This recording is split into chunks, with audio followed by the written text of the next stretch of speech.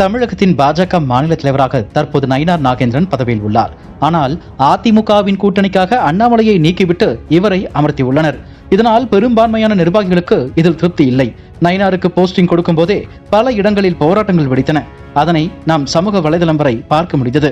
இந்த நிலையில் நயினாருக்கு கட்சிக்குள் மரியாதை கிடைப்பது சற்று சிரமம்தான் என்று கூறப்படுகிறது. இது தொடர்பான பேச்சுக்கள் கட்சிக்குள்ளேயே இருந்த நிலையில் தற்போது இதை அவரே வெளிப்படுத்தியுள்ளார். செங்கல்பட்டு மாவட்டத்தில் SRM பல்கலைக்கழக கலையரங்கத்தில் பூத் வலிமைப்படுத்தும் நிகழ்ச்சி நடைபெற்றது. இதில் மத்திய இணையமைச்சர் எல் முருகன், நயினார் உள்ளிட்டோர் கலந்து கொண்டனர். இதில் பேசிய பாஜக மாநில தலைவர், கட்டாயம் 2026ஆம் ஆண்டு நாம் வெற்றி பெறப்போவது உறுதி. அதேபோல் யாரும் எதிர்பாராத வண்ணம் முருகர் பக்தர் மாநாடு இருந்தது. தமிழகத்தில் தினந்தோறும் பாலியல் ரீதியான வழக்குகள் அதிகரித்துக் கொண்டே இருக்கிறது. அதேபோல திமுக ஆட்சிக்கு வந்த பிறகுதான் லாக்அப் மரணமும் அதிகரித்துள்ளது என்று பேசினார்.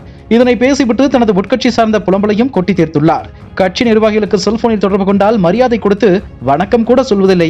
அதிலும் வடசேரி பகுதியில் உள்ள கட்சி நிர்வாகி ஒருவர் என்னை தெரியவில்லை என கூறிவிட்டார். அதேபோல கடலூரை சேர்ந்த பெண் நிர்வாகி ஒருவரை தொடர்பு கொண்ட போதும் அவரது அப்பா என்று நினைத்துக் கொண்டாரா என்னவோ தெரியவில்லை, ஒழுங்கா இருந்துக்கோ என கூறிவிட்டு செல்போனை வைத்து விட்டார். இந்நிலையில்தான் நான் யாரையாவது தொடர்பு கொண்டு பேசினாலும் முதலில் வணக்கம் சொல்லிவிட்டு பேசுங்கள் என அறிவுரை கூறினார்.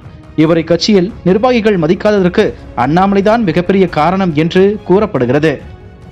இதுபோன்ற செய்திகளை மேலும் தெரிந்து கொள்ள எங்களது யூடியூப், Facebook மற்றும் Twitter ஆப்களை சப்ஸ்கிரைப் செய்யவும்.